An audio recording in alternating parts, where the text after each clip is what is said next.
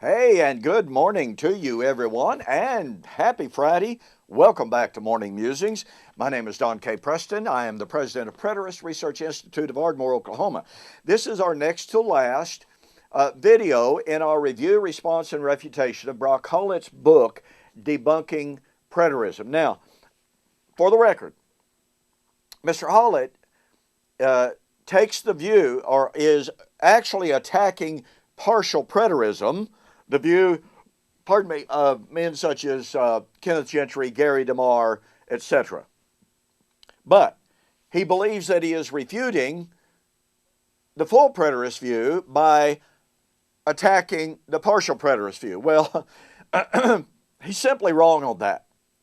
When he points out some of the inconsistencies and the fallacies in the partial preterist view, I sit back and I read his comments and I'm going, well, you're exactly right. That is a glaring weakness in the partial preterist paradigm.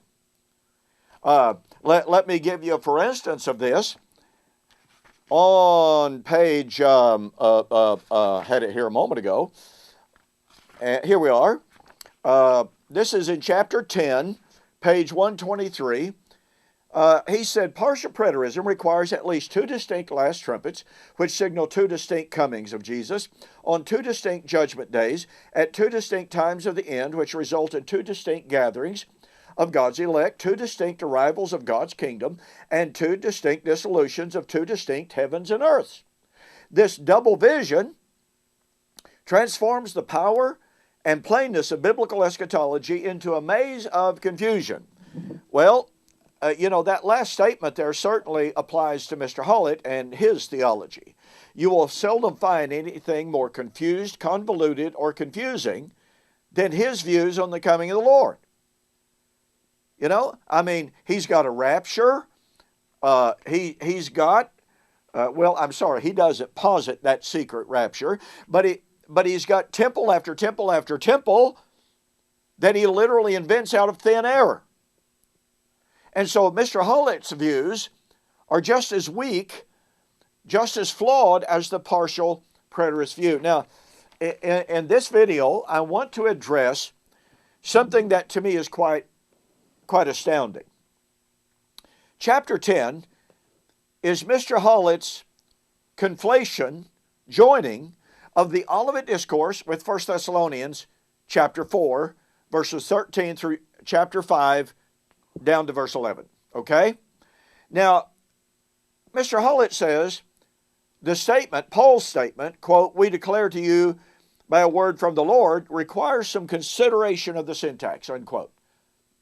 He comes to the conclusion, citing Charles Wanamaker, G.K. Beale, and some other notable scholars, by the way, such as Gordon Fee, and I respect all those men. Don't make any mistake here.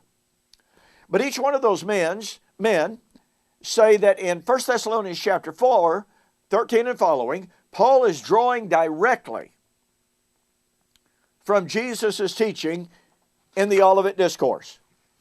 Folks, I could not agree more. Mr. Hollett makes a point on this. He offers us a syllogism. I love syllogisms. On page 118, he says, major premise, 1 Thessalonians 4, 16 to 17 describes the same events as Matthew 24, 30 to 31. Now, by the way, he gives us a chart listing a few parallels between Olivet Discourse and 1 Thessalonians 4. What is, of course, extremely revealing is that he leaves out a couple of really, really key verses. His silence there, his omission there is glaring. Anyway, major premise. 1 Thessalonians 4, 16 to 17 describes the same events as Matthew 24, 30 to 31, as shown in Table 3. Minor premise. 1 Thessalonians 4, 16 to 17 is about the return of Jesus, resurrection of the dead. Amen. Conclusion. Matthew 24, 30 to 31 is about the return of Jesus and the resurrection of the righteous dead. Amen. Now, Here's the problem. In his chart, in which he adduces 1, 2, 3, 4, 5, 6, 7, 8, 9 parallels between Matthew 24, 29 and following, and 1 Thessalonians chapter 4, he conveniently leaves out the parallel between Matthew 24, 34, verily I say unto you, this generation will not pass until all of these things are fulfilled. And the direct parallel with that, 1 Thessalonians chapter 4, verses 15 and 17, we who are alive, present, active, indicative, we who are alive and the ones remaining until the coming of the Lord. In other words, the ones who are then alive, the ones who would remain until the coming of the Lord, would not precede the dead. Was Paul writing to living, breathing human beings? And oh, by the way, this is perfectly parallel with Paul in 1 Corinthians chapter 15, 50 and 51, where Paul says, brethren, I tell you a mystery. We will not all sleep. Not all of us will die before the parousia. This is perfectly parallel with Matthew 16, 27, 28. The Son of Man will come in the glory of the Father with his angels, and shall reward every man according to his works. And verily I say unto you, there are some standing here which shall not taste of death until they see the Son of Man coming in his kingdom. No difference whatsoever. And yet Mr. Hollett conveniently omits these glaring, incredible, irrefutable time references. Well, we know why. If Mr. Hollett submits and bows the knee to those inspired time statements, then his entire eschatology crumbles to the ground. What's also rather revealing to me is that although Mr. Hollett quotes some of my books in this work, there is a glaring omission, in my estimation, and that glaring lacunae, gap, omission, is any reference to my book, We Shall Meet Him in the Air, the Wedding of the King of Kings. Now, in this book, I not only agree with Mr. Hollett's position that Paul is drawing directly from the Olivet Discourse, I don't give you 4 or 5 or even 9 direct parallels between the Olivet Discourse and Thessalonians. I present 22 direct parallels between the Olivet Discourse and Thessalonians. And unlike Mr. Hollett, I do not omit all of those references to the contemporary first century fulfillment demanded by the language. I don't ignore it, I don't overlook it, and I don't deny it. I bow my knee to it.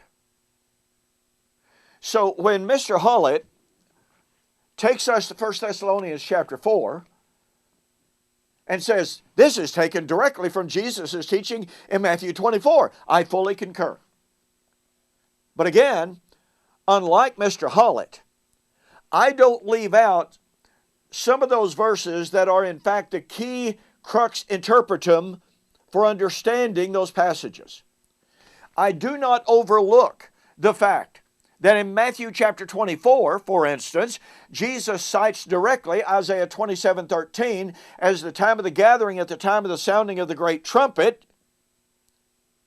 And Isaiah 27 posits it at the time of the judgment of Jerusalem, when the fortified city would be totally destroyed, the altar of the temple would be turned to chalk stone, and the Lord would no longer have mercy on the people that He had created. I don't ignore any of that. I bring it forward, I present it, and I draw the conclusions.